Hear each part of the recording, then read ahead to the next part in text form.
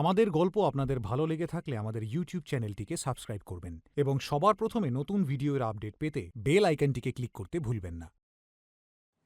তখন প্রায় সন্ধে হয়ে এসেছিল। সমুদ্রের ধারে জলের মধ্যে পা ডুবিয়ে বরুণ বসেছিল। ও কারোর জন্য অপেক্ষা করছিল। বারবার ও ঘড়ির দিকে তাকাচ্ছিল, তারপর জলের দিকে তাকাচ্ছিল। প্রায় আধা ঘন্টা অপেক্ষা করার পর ওর কাঁধের উপর কেউ একটা হাত রাখল। প্রিয়া ও হাসি মুখে ওকে বুকে টেনে নিল। বরুণ, তুমি বারবার কেন কল করছিলে? আমি বলেছিলাম তো 7টার আগে আমি আসতে পারবো না। কি করব? তোমার জন্য অপেক্ষা করতেও তো আমার ভালো লাগে। বরুণ, এইসব কথা আমাদের সব সময় হয়। এখন এটা বলো, তোমার ওই জবটার কি হলো? 50,000-এর কাজটাকে তুমি ছেড়ে দিয়েছো? প্রিয়া, আমি চেষ্টা করছি তো, তাই না? পেয়ে যাবো চাকরি। গত 6 মাস ধরে তুমি চেষ্টাই করে চলেছো। আগে না করে হলেও 1.5 লাখ টাকা মাসে ইনকাম ছিল তোমার। তোমার ভাগ্য এতটাই খারাপ যে কোম্পানিতেও আগুন লেগে গেল। তুমি একবার তোমার প্যারেন্টসের সাথে আমার দেখা করিয়ে দাও, আমি ওনাদেরকে সব বুঝিয়ে বলবো। বরুণ, আমি তোমায় খুব ভালোবাসি আর ওরা আমায়। তাই 1 বছর ধরে ওদের আমি আটকে রেখেছি, আর আমি আটকাতে পারবো না। যদি 2 মাসের মধ্যে তুমি ভালো চাকরি না পাও তাহলে ভুলে যেও আমায়। ওই ছেলেটার 3 লাখ মাসে ইনকাম, খুব ভালো রাখবে আমায়। এটা বলে প্রিয়া ওখান থেকে চলে গেল। প্রিয়ার এরকম একটা মেজাজ দেখে বরুণের বিশ্বাস হচ্ছিল না যে এই ওর ভালোবাসার মানুষ প্রিয়া, যে ঘন্টার পর ঘন্টা ওর সাথে ভালোবাসা আর ভবিষ্যতের পরিকল্পনা করত। ও নিজের মনটাকে অন্যদিকে ব্যস্ত রাখার জন্য নিজের বাবার ঘরে রাখা আলমারি থেকে বইগুলো বের করে নিল, আর শেষমেশ ও একটা বই খুঁজে পেল, শয়তানদের গুহার গুপ্তধন। ও বেডের উপর উঠে বসল আর বইটাকে পড়তে শুরু করল। জানি না তাতে এমন কি লেখা ছিল যেটা দেখে ওর মুখে হাসি ফুটে উঠল।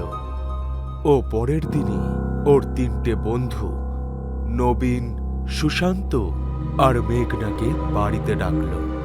আমি যা কিছু বলবো সেটাকে নিয়ে তোরা মজা করবি না, আমি আমাদের সবার ভালোর জন্যই বলছি। আরে তা বল না, ব্যাপারটা কি? কেন সাসপেন্স ক্রিয়েট করছিস? মহেশপুরের জঙ্গলে একটা মায়াবী গুহা রয়েছে, আর লোকমুখে প্রচলিত যে ওই গুহার ভিতরে অনেক গুপ্তধন লুকোনো রয়েছে।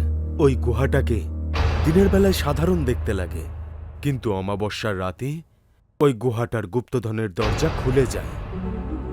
এটা শুনে ওরা 3জন একে অপরের দিকে তাকিয়ে হাসতে শুরু করলো। কিন্তু তারপরে বরুণ ওদেরকে অনেকক্ষণ ধরে কিছু বোঝালো। তারপর বাকি সবাই ওর সাথে যাওয়ার জন্য রাজি হয়ে গেল। অমাবস্যার রাতে ওরা 4জন কাঁধের উপরে ব্যাগ আর হাতে করে টর্চ নিয়ে মহেশপুরের জঙ্গলে গিয়ে পৌঁছল। জঙ্গলের ভিতরে গিয়ে অনেকক্ষণ হাঁটার পর ওরা একটা গুহা দেখতে পেল, যার ভিতরে ঘুটঘুটে অন্ধকার ছিল। এটাই ওই গুহাটা, চল যাওয়া যাক। শোন না, আমার ভয় লাগছে। ভিতরে কোনো জন্তু জানোয়ার থাকলে? অনেক গুপ্তধনের ব্যাপার, যদি ইচ্ছা হয় তাহলে তুই চলে যেতে পারিস। এটা শুনে মেঘনা এরপর কিচ্ছু বলল না। ওরা সবাই গুহার ভিতরে ঢুকে পড়ল। সামনের দিকে টর্চ জ্বালিয়ে ওরা কয়েক পা এগিয়ে গিয়েই ছিল সবে, তখনই ওরা হঠাৎ করে একটা ভয়ঙ্কর আওয়াজ শুনতে পেল। ওরা তাকিয়ে দেখল যে গুহার মুখের সামনে একটা বড় পাথর নিজের থেকেই সরে গেল, আর গুহার মুখটা বন্ধ হয়ে গেল। তখনই একটা ভয়ঙ্কর ছায়া ওদের মাথার উপর দিয়ে চলে গেল।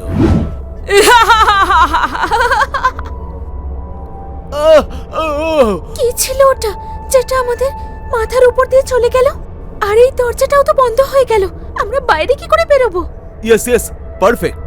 আমরা এখানে ফেসে গেছি আর তুই খুশি হচ্ছিস? আরে ভাই, গুহাটা বন্ধ হয়ে গেছে, তার মানে আমরা সঠিক গুহাতে এসেছি। বইতে এটাই লেখা ছিল, গুহাতে ঢোকার পর 10 পা এগিয়ে গেলেই গুহার দরজা বন্ধ হয়ে যাবে। আর যখন ফিরবো তখন?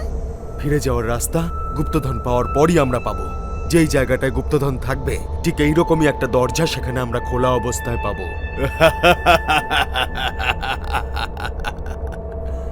এসে গেছে আমার জন্য নতুন নতুন শিকার। এই আওয়াজগুলো শুনে ওরা সবাই ভয় পেয়ে গেল। আর সুশান্ত বলে উঠল, এই আওয়াজগুলো কার? এত ভয়ঙ্কর! আর এসবে কান্দিস না, এটা মায়াবী গুহা, আমাদের কিচ্ছু হবে না। এবার ওদের সবার মনের মধ্যে একটা ভয় বসে গেছিল। গুহার দরজা বন্ধ ছিল, সেই জন্য ফিরে যাওয়ার আর অন্য কোনো রাস্তা ছিল না। তাই বাধ্য হয়ে ওরা সামনের দিকে এগিয়ে গেল। তখনই হঠাৎ করে পায়ের তলার মাটি কেটে গেল আর ওরা চারজন নিচে পড়ে গেল। ওরা চারজন এভাবেই অনেকক্ষণ ধরে নিচে পড়তে থাকলো। দূর দূরান্ত পর্যন্ত মাটি চোখে পড়ছিল না, যেন ওরা 1000 ফিট উপরে ঝুলছে। আমাদের মধ্যে এবার আর কেউ বাঁচবে না, সবাই মারা যাবে। এইবার বরুণও ভয় পেতে শুরু করলো। হঠাৎই ও নিচে কিছু একটা চকচক করছে দেখতে পেল। ওরা সবাই চেঁচাচ্ছিল, বাঁচাও বাঁচাও বাঁচাও বাঁচাও বাঁচাও। তখনই ধপাস করে ওরা জলের উপর গিয়ে পড়ল। ওরা দেখল যে ওরা একটা বড় সমুদ্রের মধ্যে রয়েছে, আর সামনে একটা বিশাল বড় জঙ্গল রয়েছে। এসে গেছো তোমরা মৃত্যুর কাছাকাছি, এবারে তোমরা আমার খাবার হবে। ওরা সবাই কাঁপতে কাঁপতে পিছনের দিকে তাকালো। দেখতে পেল একটা ভয়ঙ্কর প্রেতাত্মা জলের ঠিক উপরেই ভাসছে। ওটা দেখে ওরা ভয় পেয়ে গেল সবাই। প্রেতাত্মাটা দ্রুত বেগে ওদের দিকে এগিয়ে আসছিল। ওরা সবাই ভয় পেয়ে দ্রুত বেগে সমুদ্রের পাড়ের দিকে যেতে থাকলো। কিন্তু নবীন অন্যদিকে সাঁতার কাটতে শুরু করেছিল। ওই প্রেতাত্মাটাও নবীনের পেছনেই ছিল। যেই ও নবীনের কাছাকাছি পৌঁছল, নবীন এত জোরে একটা লাফ মারল যে ও সমুদ্রের পাড়ে গিয়ে পড়ল। আর ওই প্রেতাত্মাটা পাড়ে দাঁড়িয়ে দাঁড়িয়ে ওকে খেয়ে নেবে এমন দৃষ্টিতে তাকিয়েছিল। ওর মুখ থেকে রক্ত বেরিয়ে জলে পড়তে শুরু করলো। আমি ডাঙায় আসতে পারবো না, তোর ভাগ্য ভালো যে তুই বেঁচে গেলি, কিন্তু এই খারাপ দুনিয়ায় তুই আর কতদিন বেঁচে থাকবি? মরবি তুই। এটা বলে প্রেতাত্মাটা আবার জলের ভিতরে তলিয়ে গেল। নবীন এদিক সেদিক তাকিয়ে দেখল, ও দেখতে পেল চারিদিকে শুধু জঙ্গলই রয়েছে। এরা কোথায় চলে গেল?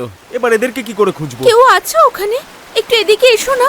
কে ওখানে? ভয় পেও না, আমার কাছে এসো। নবীন ওই আওয়াজটা শুনে এগিয়ে গেল।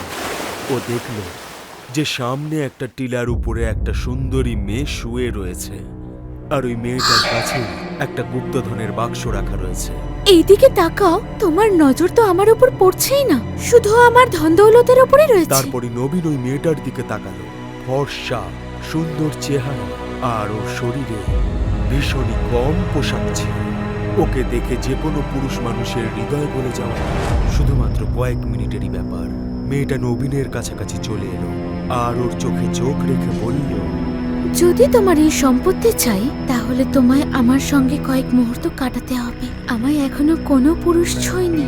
সকাল হতেই আমি নিজে তোমায় এই সম্পত্তির সঙ্গে বিদায় জানাবো। এটা বলে মেয়েটা আবার সেই টিলার উপরে গিয়ে শুয়ে পড়ল।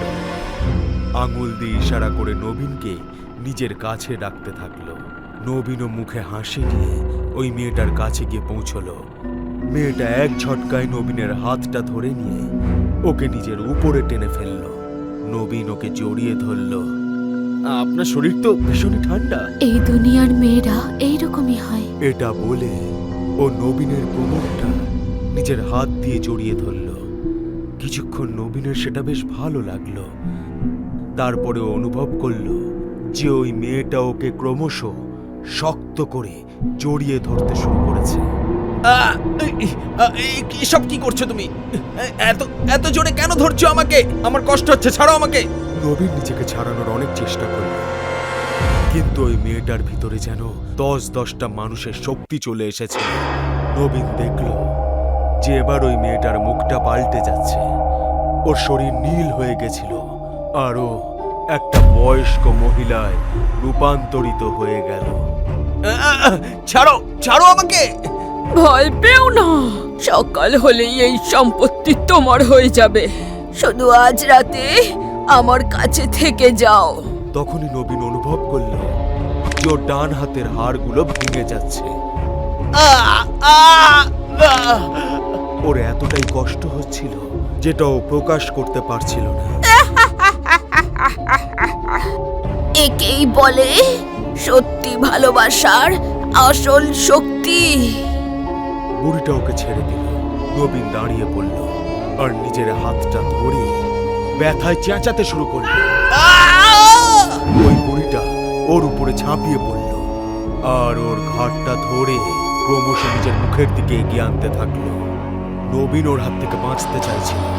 তখনই নবীনের মাথাটা ছিঁড়ে গেল, ওর শরীরটা মাটির উপর পড়ে গেল আর ওই বুড়িটার আদর। হাতে ওর মাথাটা ছিল তখন।